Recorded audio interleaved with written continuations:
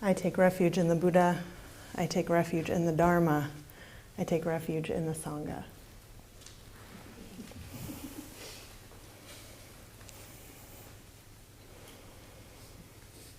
Good morning. I'd like to talk this morning about suffering and the alleviation of suffering, which I think is why we're all here. To one degree or another. It seems somehow extra timely, but it is also a perennial topic, isn't it?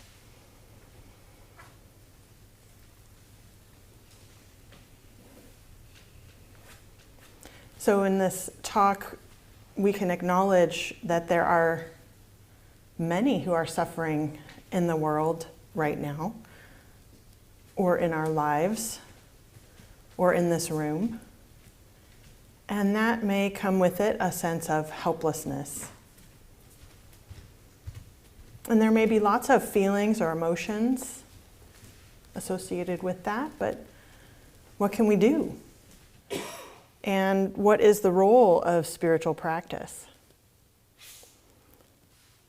So I would like to share an important story from the Buddha's time about flowers, being that this is a beautiful spring day. There are many flowers. We'll weave flowers into this talk. We'll explore flowers and emotions and wisdom. And I hope to bring in the example of Gandhi as an exemplar of the role of spiritual practice in a world of samsara, in a world of suffering. So that seems like a lot, but I think I can do it. I think I can wrap it all up. So I'd like to start with this story about how we might look at suffering. This story is included in the book, The Hidden Lamp, Stories from 25 Centuries of Awakened Women, but it originates in the Vimalakirti Sutra, 2nd century India. It goes like this. During the time of the Buddha, a great congregation of bodhisattvas, celestial beings, and monks were all gathered at layman Vimalakirti's house, debating the teachings together.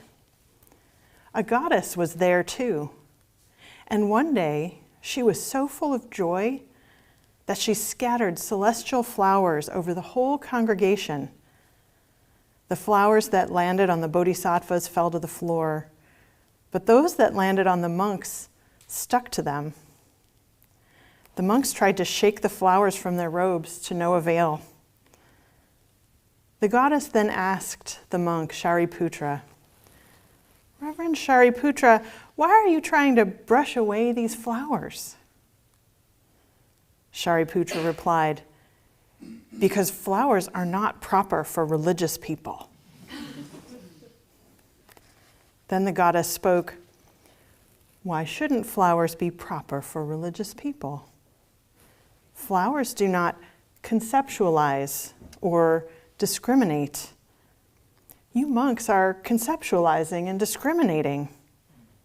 Even though you have renounced your homes for the sake of the Dharma, if you make discriminations, you are not religious. If you make no discriminations, then you are truly religious. Evil spirits have power over the fearful, but cannot disturb the fearless. So those afraid of forms, sounds, smells, tastes, and textures are under the power of the passions that arise from these things. The flowers stick to those who are afraid of them. They fall from the bodies of those who are free from the discriminations that lead to fear."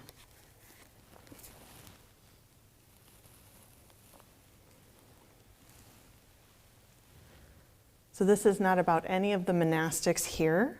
Everybody here loves flowers.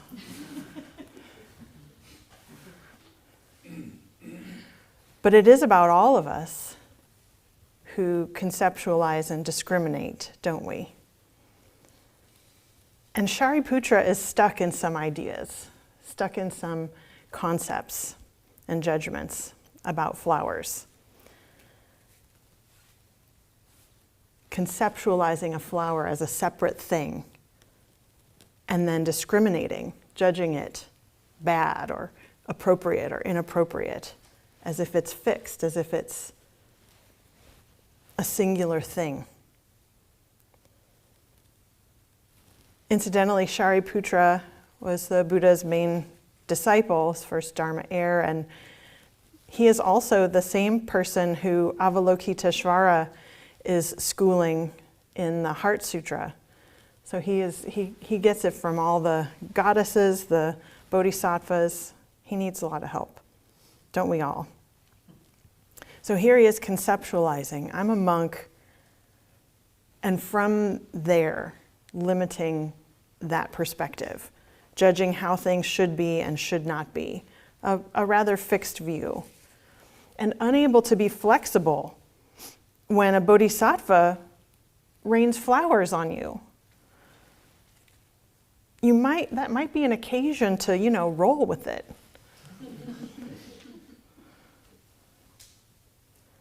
Have you ever heard someone say, or maybe you've heard yourself say, that's just the way I am? Or that's the way I've always been? Or, but it shouldn't be like this. Or, no good will ever come of this. Or, everything is lost. In these conceptualizing and discriminating thoughts, we encounter grasping and aversion. Just like Shariputra, he's averse to the flowers getting stuck to him, or maybe grasping onto an idea of how it should be. And the goddess points out, this is the recipe for suffering. This is the recipe for fear, right here, grasping and aversion. What is the freedom from suffering that the Dharma teachings are pointing to? And of course, we can look at the Four Noble Truths, the truth of suffering, and that's very easily pointed to, isn't it? But it's important that we look at the second, third, and fourth, that we can locate the cause. It is caused by grasping and aversion. It can be cured, it can be alleviated, and it can be alleviated through the Eightfold Path. The Four Noble Truths, sometimes Hogan Roshi calls them the Four Noble Observations. They're not a revealed truth. You can see for yourself, determine for yourself if they're true. I want to share a quote from Maizumi Roshi, my Dharma grandfather, our teacher's teacher, one of them, and without whom our practice here together would not exist.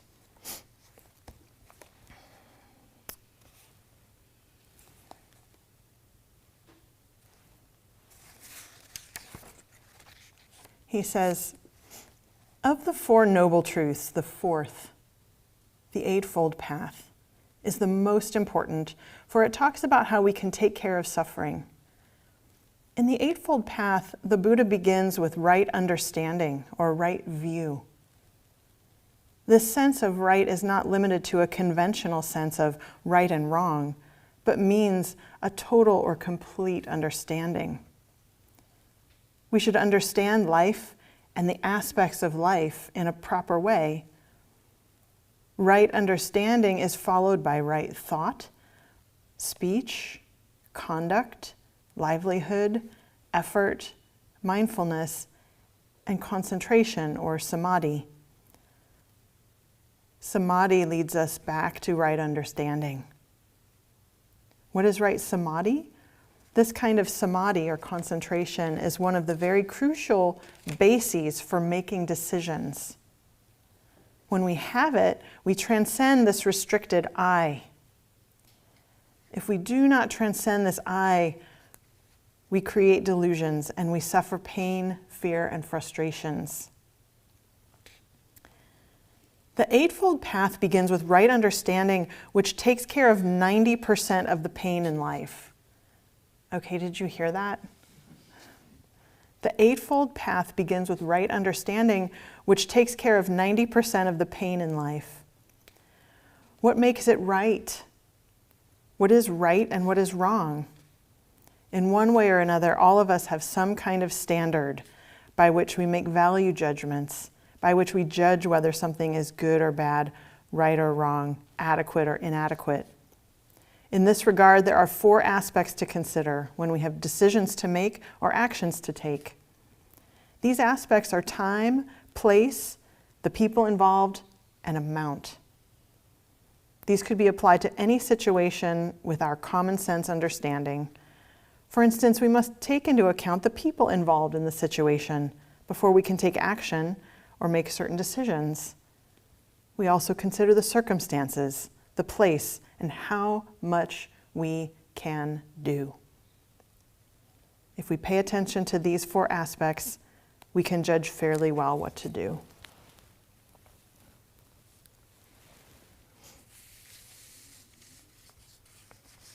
So we come here to practice this right concentration, this zazen, this samadhi, and maybe stop and take stock of the time and place, the people involved in our situation, the amount we can do.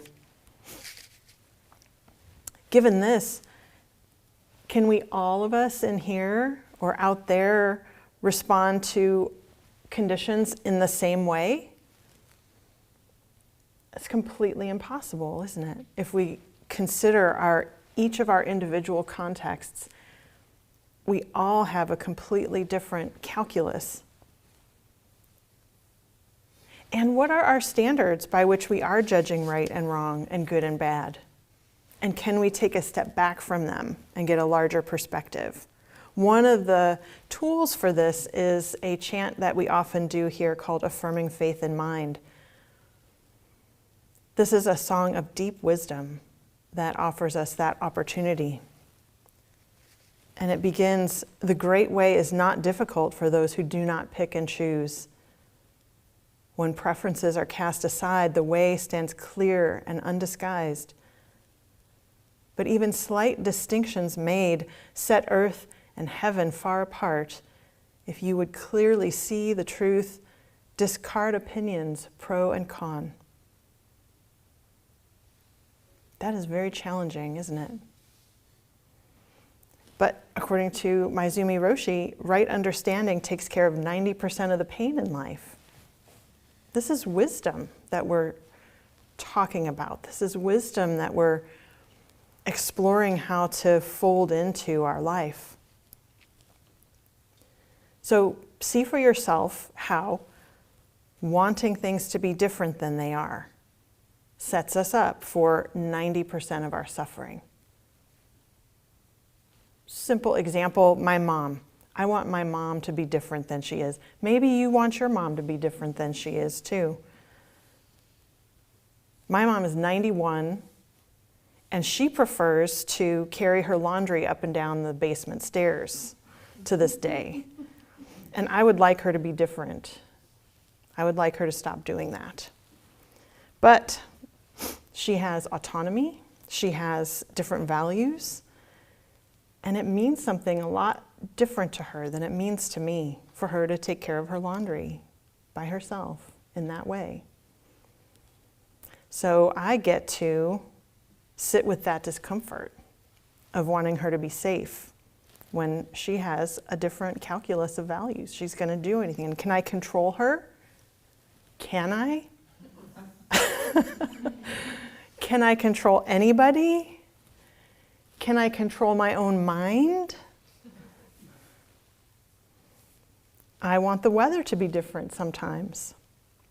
I want the government to be different. I want my aging process to be different. And then there's the whole category of wanting things that I like to stay the same as they are. They will not. When I understand that, when I accord with that, I would say about 90% of the suffering is alleviated. This is why 12-step groups first affirm powerlessness, the first step. Now there's a bunch of steps and a bunch of actions after that, but there's a reason why surrender is a spiritual solution.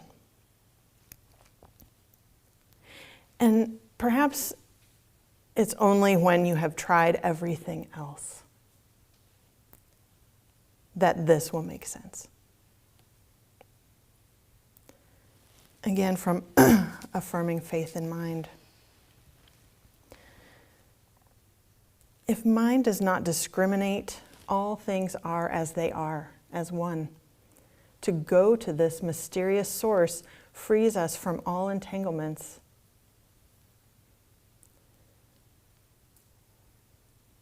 The Four Noble Truths identify the cause of suffering. And the Genjo Koan brings flowers back into it. Flowers fall with our attachment, weeds spring up with our aversion. This is wisdom. We are offered this perspective, the beginninglessness, the endlessness, the vast spaciousness with which to see, in which to see and experience this relative world. So what about this apparent relative world? What are the flowers or weeds that we're trying to brush away, each of us? There is so much that we might cling to and that we might be deeply distressed by.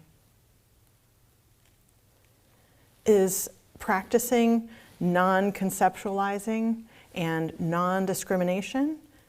Is this abandoning the world? Is it really wisdom, or is it a cop-out? Are we just retreating into a monastery or onto a cushion and escaping our duties as citizens and human beings? If I don't suffer, does it mean that I don't care? Does it mean that I condone the painful things that are happening in the world?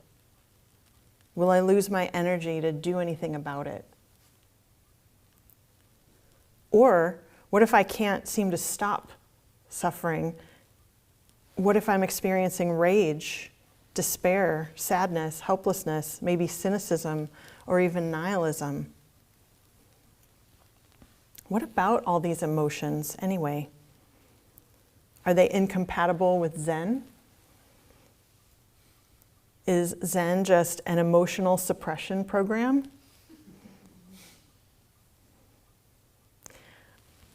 What if we could see emotions as phenomena that are in many ways a lot like flowers?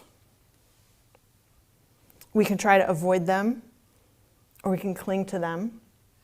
We can cultivate them. They can proliferate depending on our circumstances, depending on our history, our biology, our karma.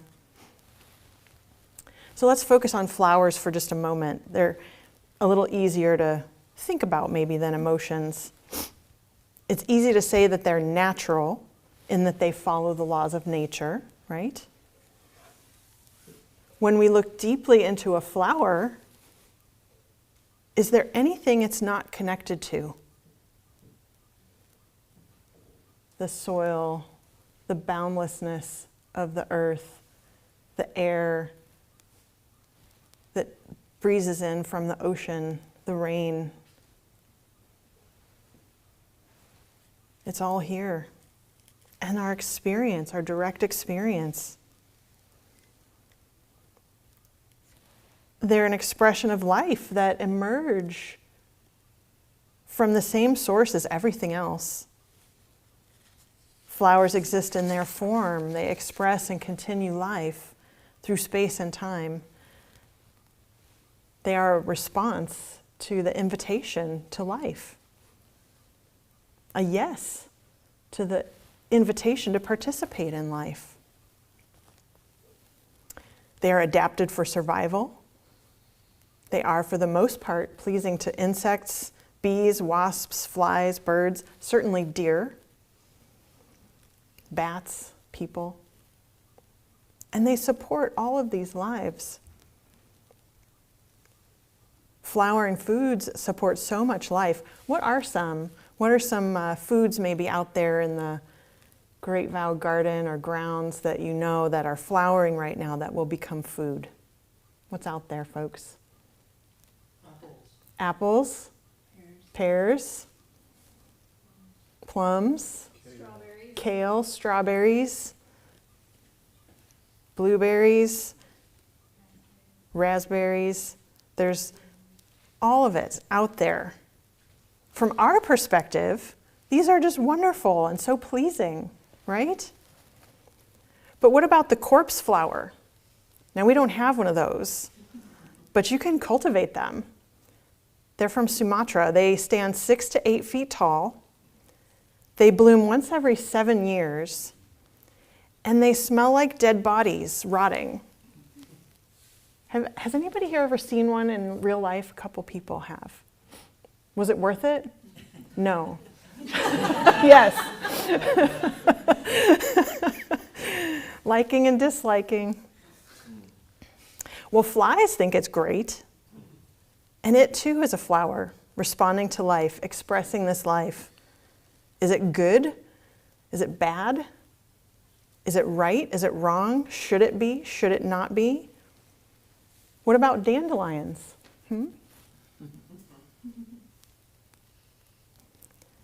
What if our relationship to emotions was like this? No judgment, just a list of natural phenomena. Maybe cultivate some, maybe relocate others. No big deal. Maybe some are inherently proliferative. We can just learn that about them and respond accordingly. They are inherently transient, are they not? What is their nature? What is their function? Certainly as humans, they have helped us to survive. And they've been useful that way, continue to be in many ways. Can we view emotions just in this, say, with the same curiosity? What about anger? What about that particular emotion? We have a precept about that emotion, not to unleash anger, but to seek its source. Could this be seen as another natural phenomenon that arises with the right causes and conditions? Sometimes I see it in the same way as fire. And the firefighters that I've come to know and appreciate, they are students of fire. You have to understand it well to extinguish it.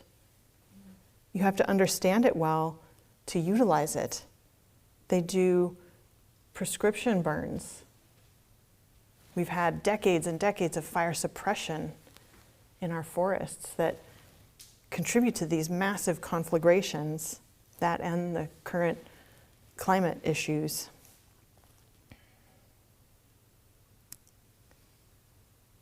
I found some quotes from Lama Rod Owens, who's a Dharma teacher who wrote a book called Love and Rage. And he says, I believe anger is like a controlled fire. We do controlled fires in forests to create room and space for new growth and to fertilize the soil. But that fire can get out of control if there aren't any skilled people there controlling that fire.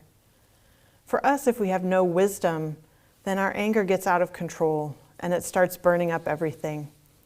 I see so many people burning up everything. Sometimes it's okay to think that our anger is trying to protect us. However, it's more truthful to think that it's actually protecting something else that's a little deeper than that. It's protecting our hurt. It's protecting our broken hearts. The work to turn our attention back to the woundedness is this really intense, profound path of transformation, which doesn't feel as good as just responding to the anger, because the energy of anger makes us feel powerful.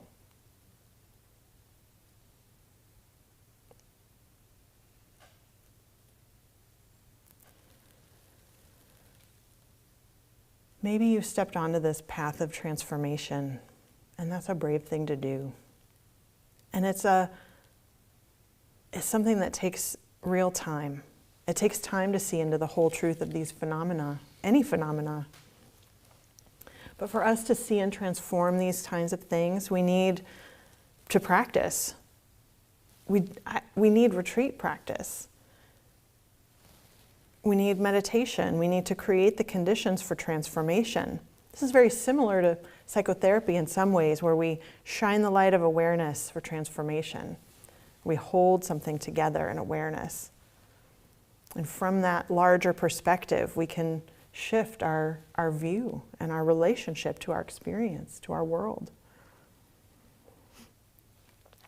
We had wildland firefighters come here for a retreat in January, and one of them reported that just having the practice and the time to be quiet and to engage in contemplative practice, she was able to walk out into the forest and just appreciate the arising of nature in a way that she said she hadn't done in literally years, that she'd been outside either to engage in physical training, which they have to do a lot of. She goes outside, they run and exercise a lot.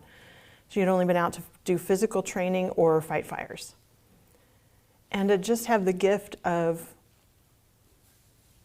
half a day to be with nature, this was transformative for this person.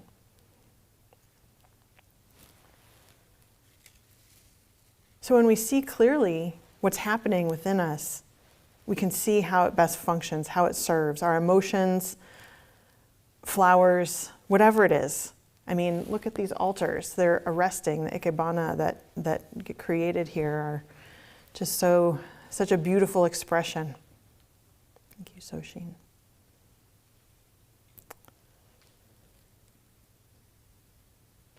And with that, we have the clarity to begin to ask, what is the time? What is the place? What are the people? What is the amount I can do about this?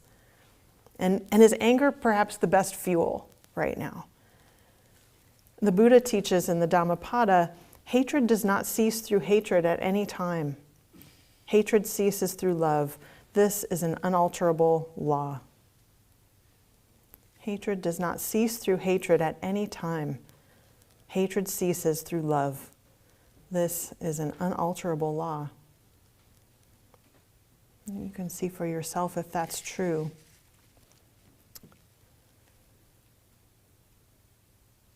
So, one person who followed this law was Gandhi.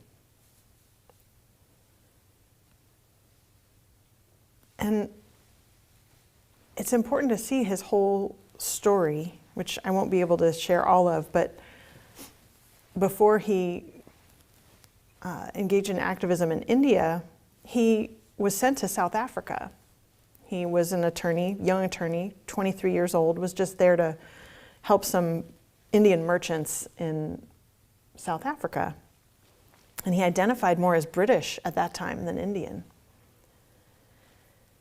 And in the process of traveling through South Africa, he was thrown off of a train for sitting in first class.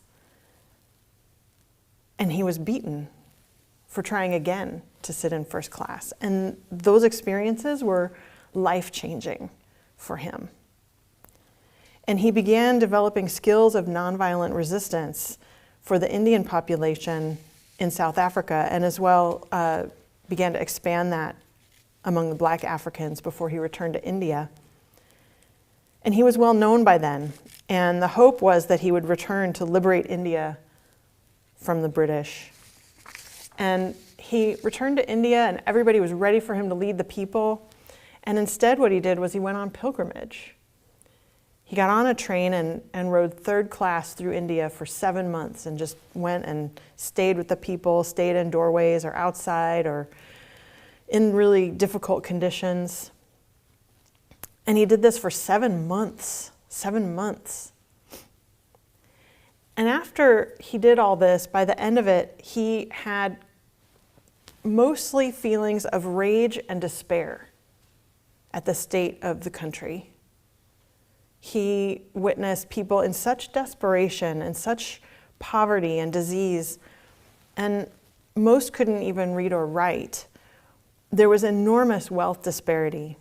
And he was most upset, not just with how the British were treating the people of India, but how it seemed to him that his own people had given up, that the plight of this colonized people bred helplessness, a lack of pride in place, a lack of care in their temples, in their public spaces.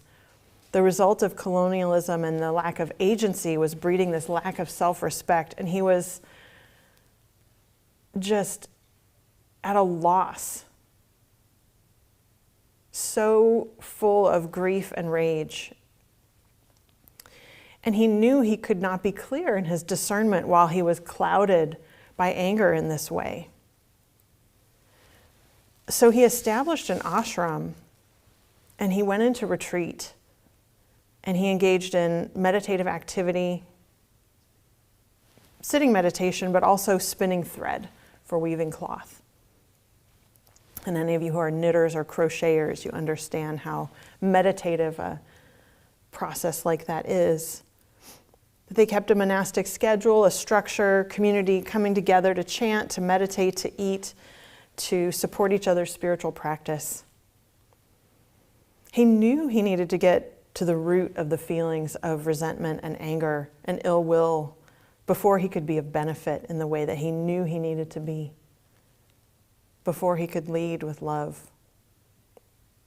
And this became a pattern for his whole life, the rest of his life. India declared independence to take effect in 1 year. And that 1 year came and went. And at the end of that year, the next move was for Gandhi to make, to lead the people into action once independence was declared. And to the great frustration of the independence movement, of the people, instead of leading the people, he went on retreat. He didn't know what to do. So he went on retreat.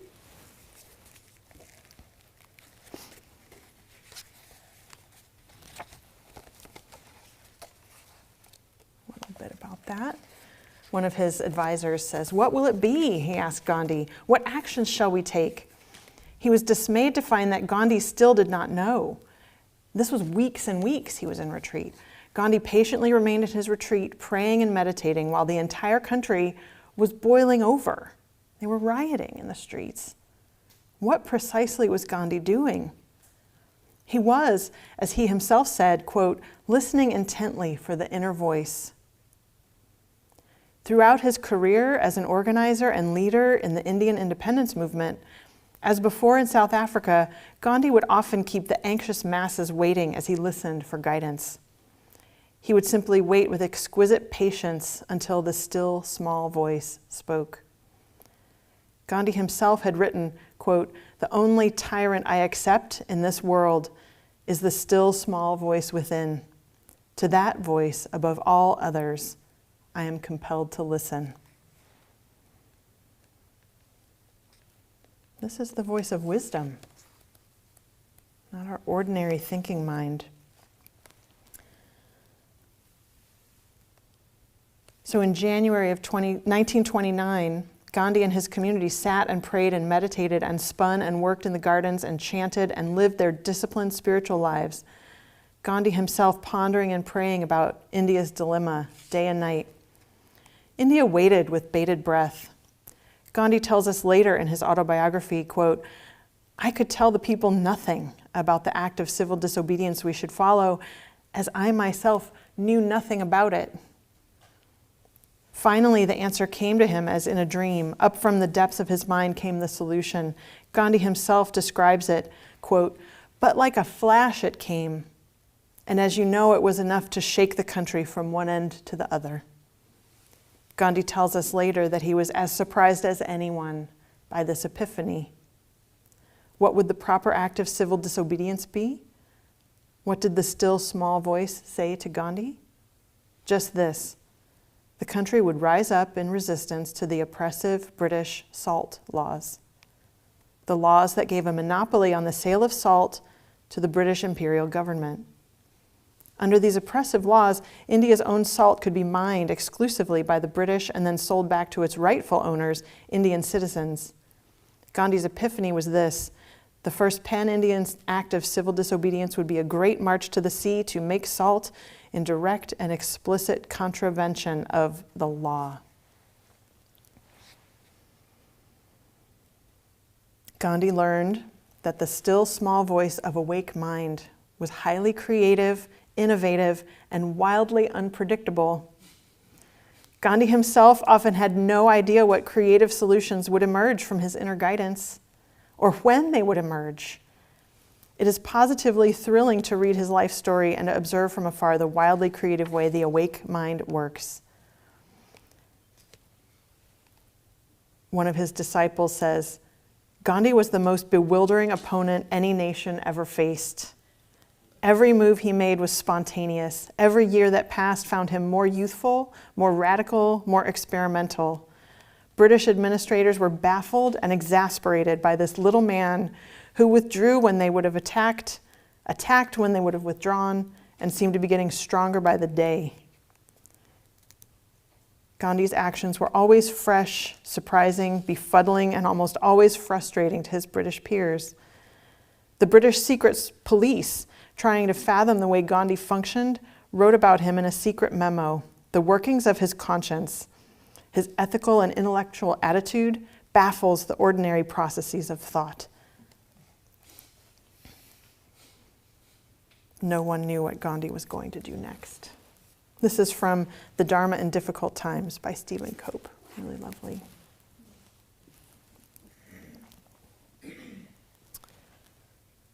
So, this compatibility, this natural synergy of contemplative life and action in the world, these are not two. In emptiness, these are not two, yet in each are contained all forms. Once coarse and fine are seen no more, then how can there be taking sides? Whether seasons of a retreat, a week, a season, 3 years, a lifetime, what happens here and in your practice is also true. Perhaps truer than whatever it is that's on your phone. The importance of the ashram, the importance of the spiritual community. Gandhi is the hero of the story, of course. But who maintained the ashram? Who cooked the rice? Who swept the walkways? Are they not just as much a part of the story? Could it have happened without them? No, it could not have. It could not have.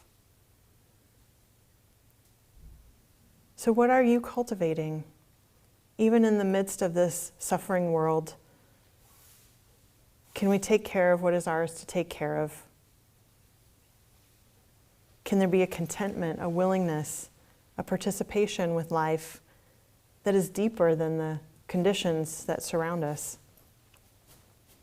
Or as Chosen Roshi says, can we at least have a suffering -1? If we can relieve our own suffering to some degree, that subtracts the amount of suffering for everyone, for all of us, by 1. I'd like to close with a poem. One of my favorite poets ever, Marge Piercy. This poem is called If They Come in the Night. If They Come in the Night. Long ago, on a night of danger and vigil, a friend said, "Why are you happy?" He explained, we lay together on a cold, hard floor. He explained what prison meant, because he had done time. And I talked of the death of friends. "Why are you happy then?" he asked, close to angry. I said, "I like my life. If I had to give it back, if they take it from me, let me not feel I wasted any. Let me not feel I forgot to love anyone I meant to love. That I forgot to give what I held in my hands. That I forgot to do some little piece of the work that wanted to come through. Sun and moonshine, starshine, the muted light off the waters of the bay at night, the white light of the fog stealing in, the first spears of morning touching a face I love. We all lose everything. We lose ourselves. We are lost. Only what we manage to do lasts. What love sculpts from us. But what I count, my rubies, my children, are those moments, wide open, when I know clearly who I am, who you are, what we do. A marigold, an oak leaf, a meteor, with all my senses hungry and filled at once, like a pitcher with light. Thank you.